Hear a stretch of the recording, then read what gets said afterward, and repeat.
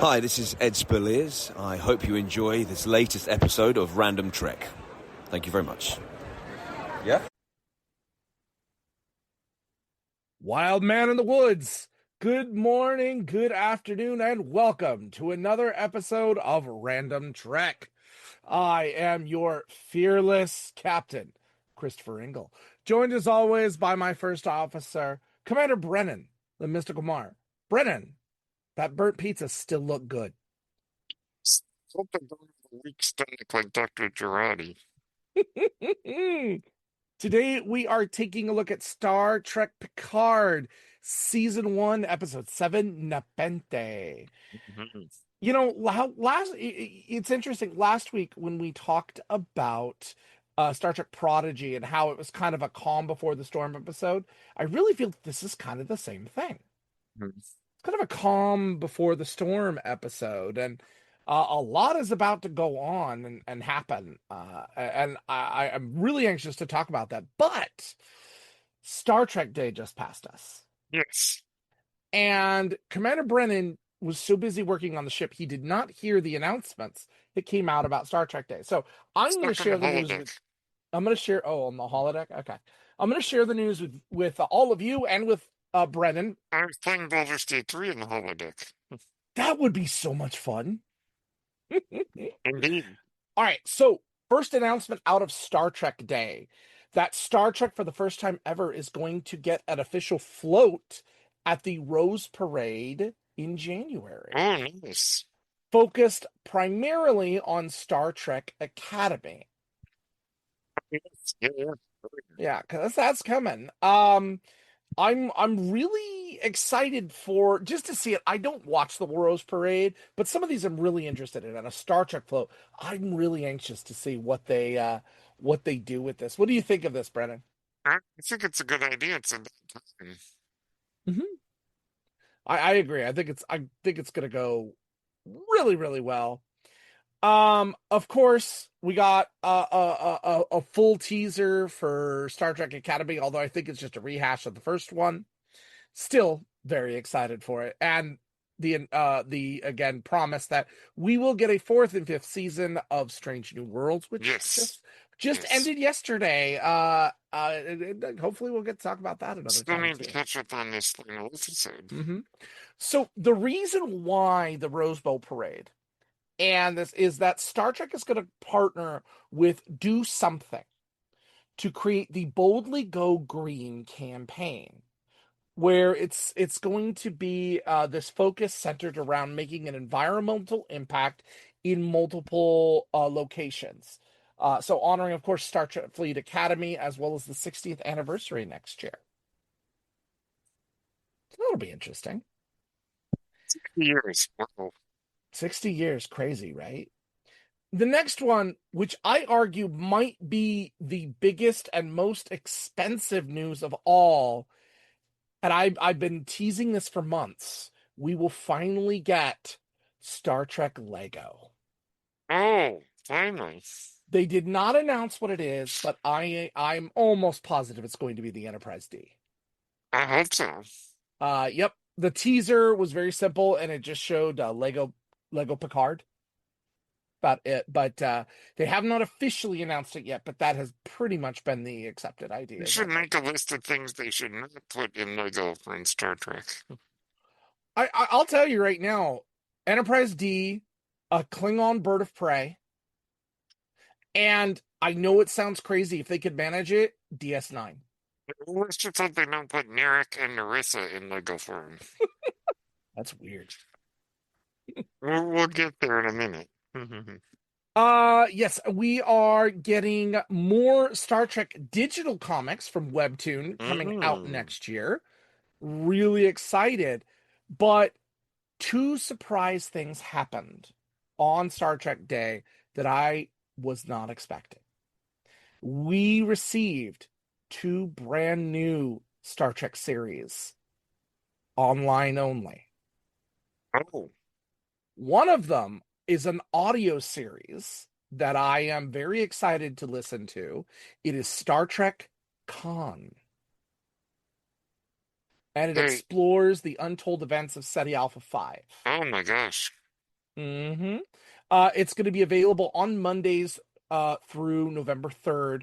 All the major podcast channels will have it, and it will also be on the Star Trek YouTube channel. The one Khan is being played by Naveen Andrews, who was on Lost.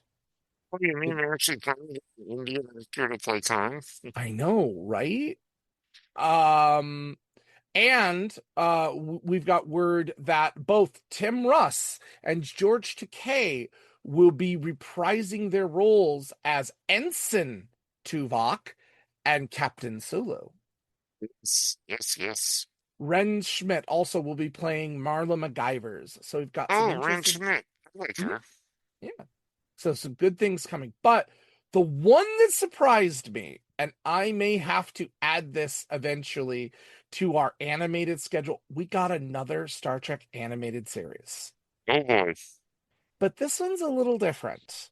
This one was designed again by the Nickelodeon Studios. These are done in 3 to 4 minute little snippets and little pieces, but they are intended purely for the preschool audience. Well, thank goodness it's not those very short tricks. We it's called Star Trek Scouts. The Oh, first interesting. The first episode is found on Nickelodeon's Blaze and the Monster Machines YouTube channel. That's another show that this company does. They just released the one, but the remainder of the 20 episode order is going to show up next year. It stars 3 8-year-old friends: Sprocket, who is an engineering Vulcan with a bionic arm; Rue, who is a science officer and likes to fly on a hoverboard; and our commander, JR. Now, he's blonde, he's got a weird hairdo, and he's kind of full of himself. Now, is there another Star Trek officer who eventually becomes a commander and eventually captain with the initials JR? Jack Ransom. Lower Decks. Oh boy. Trouble. Bro, Trouble. confused Brendan, like, who? But it's not confirmed, but JR, and it looks kind of like a Ransom. young version of him. So I was like, I wonder if this is young Ransom. I don't know. It would be kind of cool. But yeah, those things, that is what has come out. And then, of course, Star Trek next year is going to have StarTrek.com/60, which will be the hub for a year-long celebration of the 60th anniversary of Star Yes. Trek. Um, I honestly can't wait. When the podcast is over, I might include Star Trek Con in our rotation for a while. If it's available on Interesting. it might be interesting to listen to, but I can't wait for Brennan to see Star Trek Scouts. Well, I certainly have enjoyed the younger programming. This is definitely, like I said, this is meant for those 3 to 5 year old range. So we'll see how this goes. Other than other than a few things, I don't see the connection to Star Trek yet. There's uniforms, there's a couple of things, sound effects, but I'm waiting to see how they connect it to the bigger Star Trek world, or if they will. It'll be interesting to see. But all of that came out on Star Trek Day. There was a lot going on. Your thoughts, Brennan, overall? It sounds very exciting. Mhm. I'm very interested to see what they can do in terms of, I mean, obviously we're most excited for the live action shows, Mhm. but the audio format, particularly over in Star Wars, Mhm. has become very beloved in the last few years. Right. And animation, even though it's designed for a very young audience, Young Jedi Adventures over in Star Wars, which is for the same age range as this new Star Trek show, Mhm. has been embraced by the fandom. And I remember, like, when Prodigy started, Mm-hmm. I thought, well, this isn't going to be a show for me. And then I fell in love with it. Right. And so the stuff you can do with shows geared toward a younger audience is pretty exciting. Mm-hmm. Yeah, and I definitely see it with young Jedi because of when we talk about Padawans and it feels built in. Star Trek does not feel the most built in automatically for a Point. preschool Good audience. point. That doesn't mean it can't. I need to see more episodes. One episode of this is not enough, and I get all the preschool elements. I see it, I understand it, but at some point we will review episodes of this, and they're only 4 to 5. Probably add them to our animation thing, but I want to wait till more of these come out to get a better idea of what they're planning. So, nonetheless, it is a great time to be a Trek fan, sir. It is. It is. But all right, let's get into Star Trek Picard. God. All right, so Nepenthe. All right, we open up for Nepenthe on Earth at the Daystrom Institute. It's, Okay, Girardi sitting there enjoying her lunch, by and the way, Commodore. we Huh? finally learned where the Daystrom Institute is. It's in New Zealand, right? Or no, it's Japan. It's Okinawa. Japan. Sorry, I was thinking of another one. Yeah, it's in Japan, Okinawa. Okinawa. Mhm. Yeah. And that is a very big building. It's huge. Very big. Yes. So Girardi is approached by Commodore O, who uses a Vulcan mind meld And with her to show her what the consequences of allowing synths to happen will be. totally And not suspicious sunglasses. yeah, the glasses were weird. Yeah. Yeah. Mhm. She asks Girardi to help her out. Girardi agrees to help destroy Soji and is given a tracker to chew and ingest so they can track her and always be able to see where they're going. It's a Romulan prophecy that synthetics will destroy the universe. Right. So we fast forward. We see Narek is using this to be able to track the La Sirena. Cristobal is trying to like outmaneuver him and hide and do some different things, and none of it's working.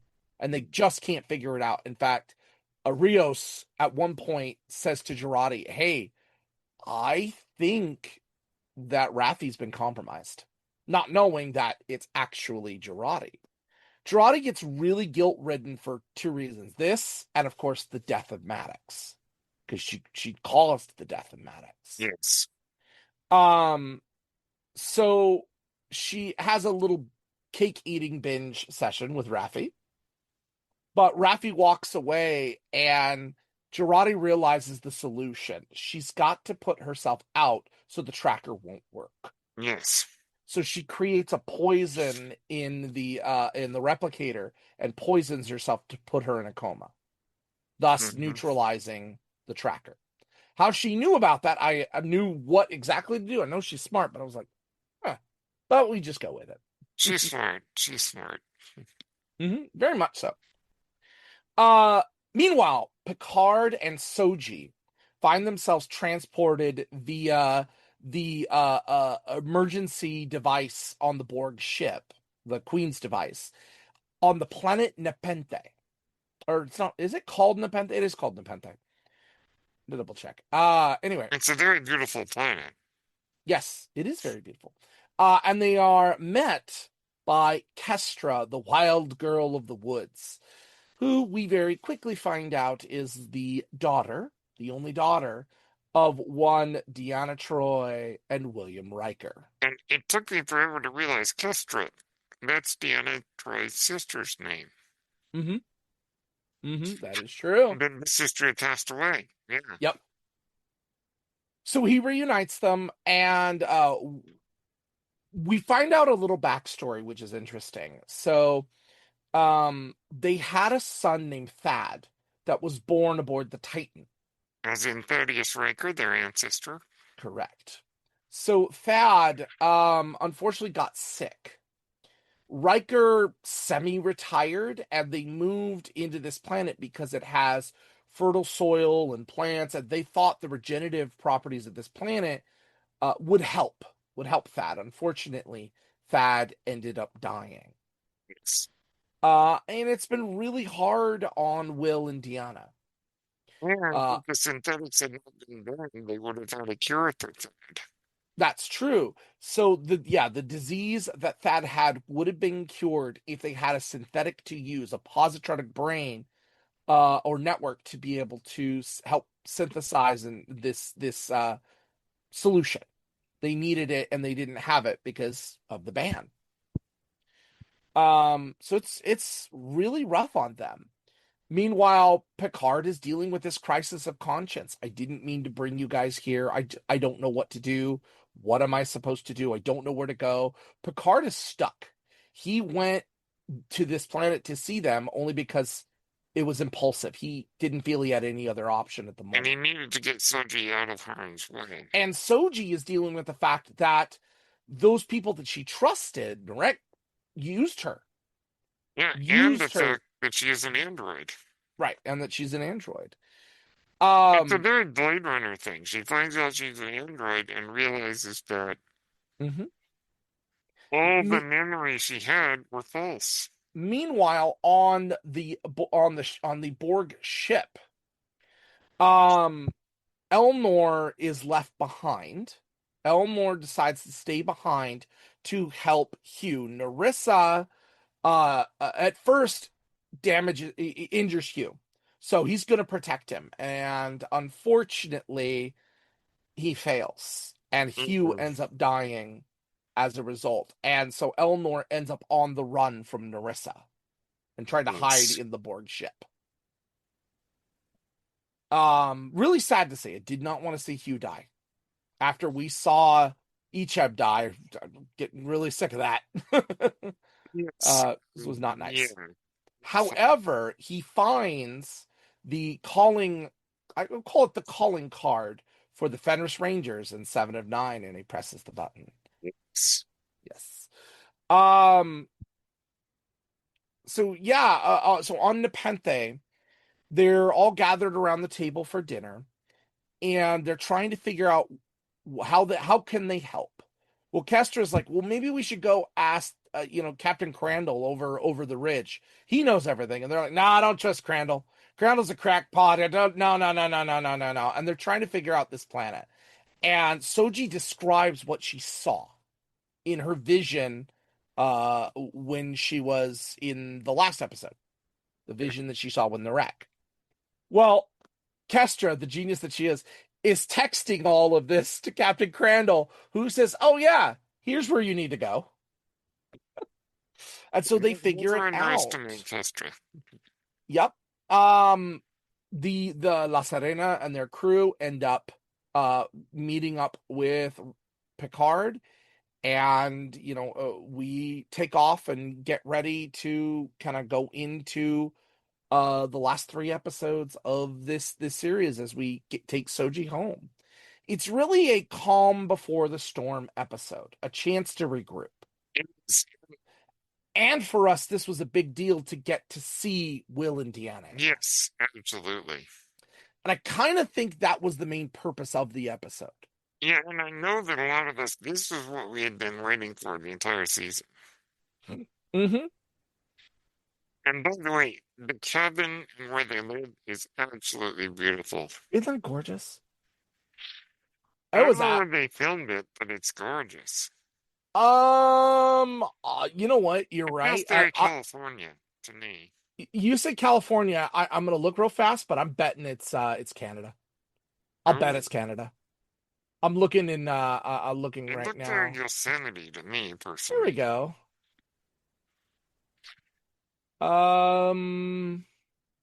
If they ever say where they filmed it. Usually they do. I'm looking through the memory alpha, because usually they're really good about stating where they did stuff.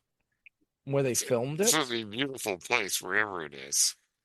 Yeah, that's something I'll probably find out for another place It has a another very time. Yosemite feel to it. It does, but it's also I know the series itself is I believe filmed I think it's up in Vancouver. This could be very beautiful British Columbia landscape. Yeah. And regardless, I'm I like it because it has sort of the sense of the mythos of Star Trek. Like, for example, when Picard goes into the Nexus and sees Kirk, mm-hmm.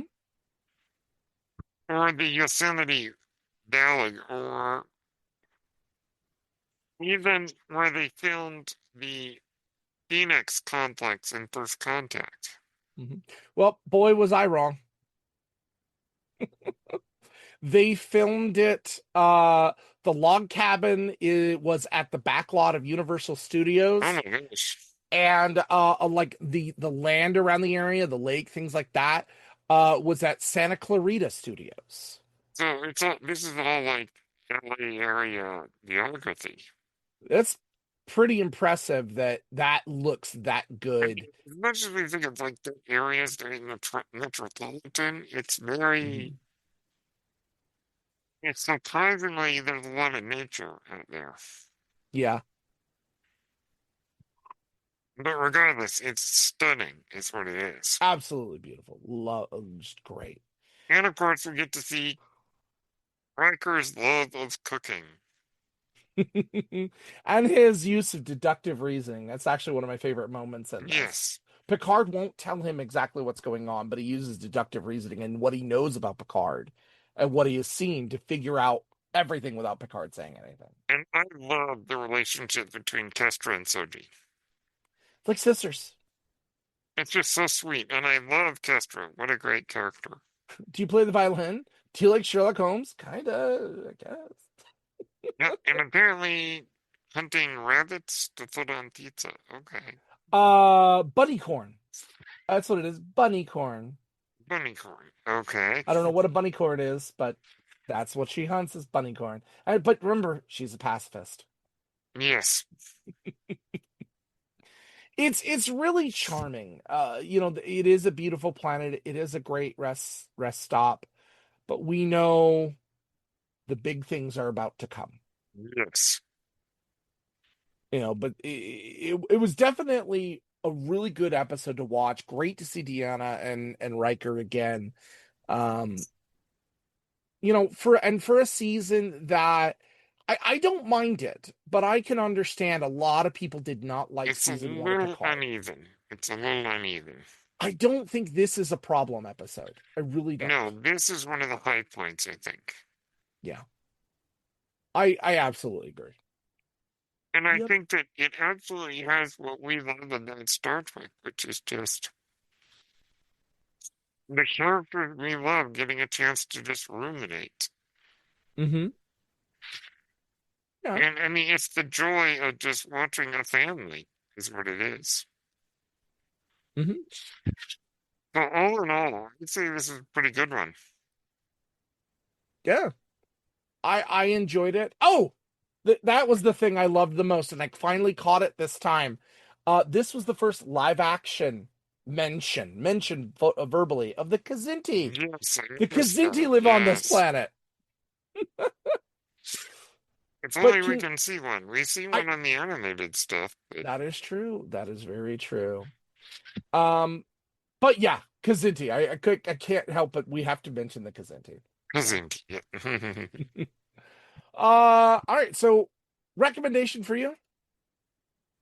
I think that even though it might not be essential to the plot, what it adds to the story and just the feeling is great. Mm-hmm. I agree. 100%. It's needed. It gives us a break, especially after the escape from the Oh, Borg, yeah, it gives the us a Borg chance cube. to breathe. Yes. Yep.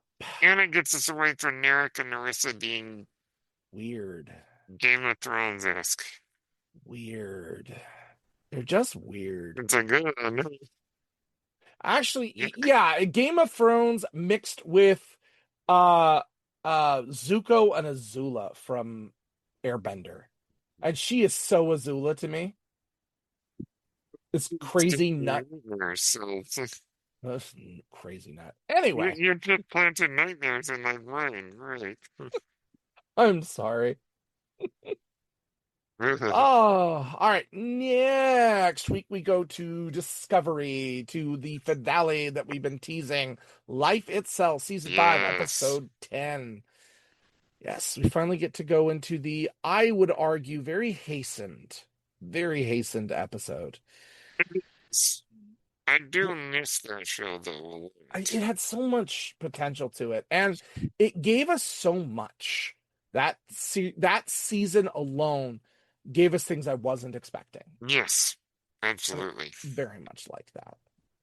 But yes, so Star Trek Discovery, we will end the cycle next week. And then the week after that, we take a look at movie night where we go 2001 A Space Odyssey. The greatest science fiction film ever made, maybe? This from the Star Wars man? What? I said this from the Star Wars man? Star Wars isn't science fiction. That is always going to be a debate with us, isn't it? It's not an argument. It's mysticism. It's a samurai movie. Yes, Anyway. 2001, though, I think might be the best sci-fi film ever made. I'll give it another shot. It just bores me so much. Well, okay, we'll talk about it when we get We there. will. We'll get there. We'll get there. I'm going to do my best to not fall asleep I through meant to lead a mutiny on our ship. it. Was bound to happen. By the way, we still need to name our ship. All these years, we still haven't named the ship. I'd say the USS Atreus. That's not me. Atreus. USS Bunnycorn. Now I am going to be kicked off my own ship. Brandon, where can the people find you? You can find me on Blue Sky, run at Blue Sky Social. You can also find me on Apple Podcasts, Spotify, and YouTube at Page Turner's They Were Not. You can find me on Twitch and Twitter at Ingle1984. And as always, we end every episode, Kapla, and live long and prosper. Peace and one life.